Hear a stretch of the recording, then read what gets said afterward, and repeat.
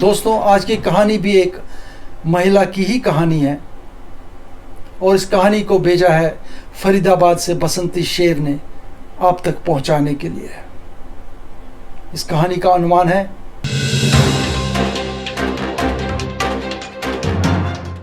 एक महिला होती है। हर रोज़ वो महिला जो है वो उठती हैं, खाना बनाती हैं अपने लिए, अपने परिवार के लिए, और उस खाने में से एक अलग से रोटी निकाल करके बाहर खिड़की पर रख के आती है ताकि वो रोटी कोई ज़रूरतमंद खा के चला जाए।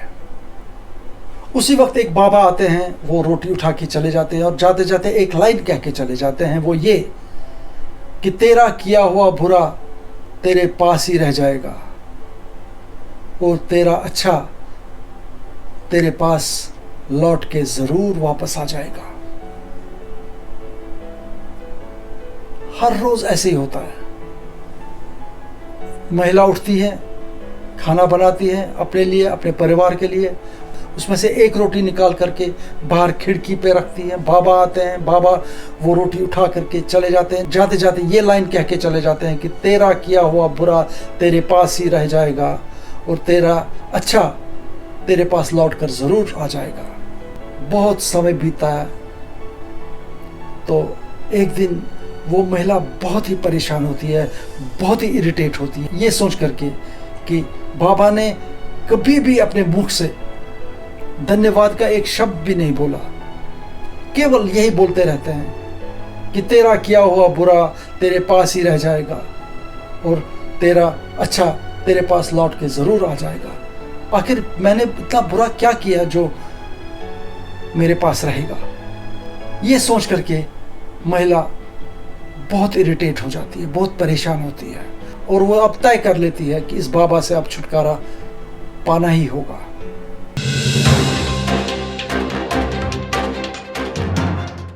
अगले दिन वो फिर से अपने और अपने परिवार के लिए खाना बनाना शुरू कर देती है।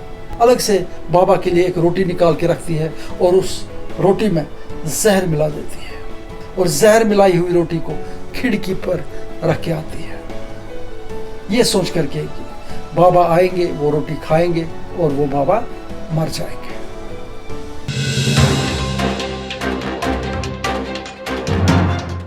रोटी को वहाँ खिड़की पर रखने के बाद जब वो अंदर आती हैं तो उसके दिमाग में हलचल मचना शुरू हो जाता है। वो सोच में पड़ जाती है, ये मैं क्या कर रही हूँ? किसी अनजान व्यक्ति की हत्या कर रही हूँ मैं, ये पाप है, मुझे ऐसा नहीं करना चाहिए।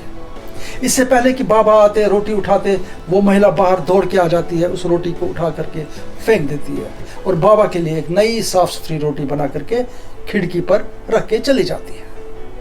बाबा आते हैं, रोटी उठाते हैं और चले जाते हैं और जाते जाते यही फिर से कहते हैं कि तेरा बुरा तेरे साथ ही रह जाएगा और तेरा अच्छा तेरे पास लौट कर ज़रूर आ जाएगा।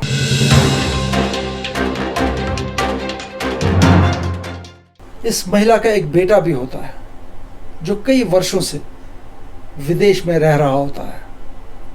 अचानक गेट पर बेल बज जाती है, महिला बाहर आ जाती है और देखती है कि उसके सामने उसका बेटा खड़ा होता है और उस बेटे की हालत खस्ता हुई होती है। ऐसा लगता है जैसे कई वर्षों से वो भूखा है, फटे पुराने कपड़े पहन करके। माँ अपने बेटे को अंदर ले जाती है और बेटा माँ से कहता है, माँ, जिस देश में मैं रह रहा था उस देश में कुछ समय से युद्ध का माहौल चल रहा था। खाना तो दूर, जान के लाले पड़ गए थे। किसी तरीके से अपनी जान बचा करके मैं घर लौट आया हूँ। रास्ते में मुझे बहुत भूख लगी थी, चला नहीं जा रहा था। अचानक मुझे एक बूढ़े बाबा मिले। मैंने उनसे कहा कि आपके पास मेरे लिए कुछ खाने के लिए है? उस बूढ़े बाबा ने अपनी झोली में से एक रोटी निकाल के मुझे दे दी और वो रोटी मैंने खाई। शायद उसी रोटी के खाने से मैं आज अपने घर तक पहुंच पाया हूँ। और जानती हो माँ, बाबा ने जाते जाते क्या कहा? उन्होंने कहा कि तेरा किया हुआ बुरा तेरे साथ ही रह जाएगा और तेरा अच्छा लौट कर तेरे पास ज़रूर एक न एक दिन आएगा।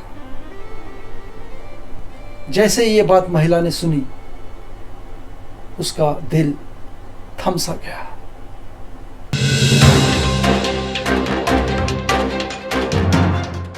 वो समझ गई कि ये बाबा कोई और नहीं, वही बाबा है जो रोज यहाँ से रोटी उठा करके ये लाइनें कह करके चले जाते हैं। महिला को अब समझ में आ गया उस बाबा के लाइनों का अर्थ। ये सुनकर के महिला अब सोच में पड़ जाती है कि हे प्रभु, हे ईश्वर, अगर मैंने वो जहर की रोटी रखी होती तो अनर्थ हुआ होता। और अब महिला को जो बाबा कहते थे उसका अर्थ समझ में आ गया।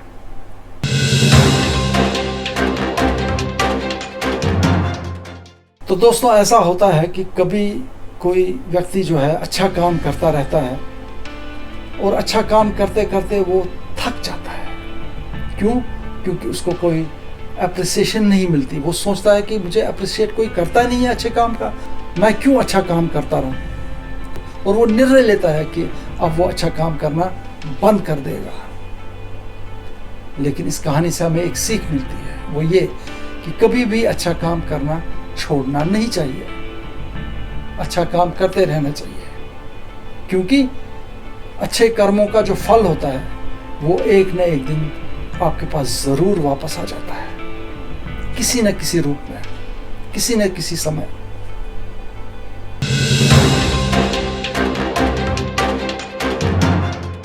तो दोस्तों, ये थी आज की कहानी।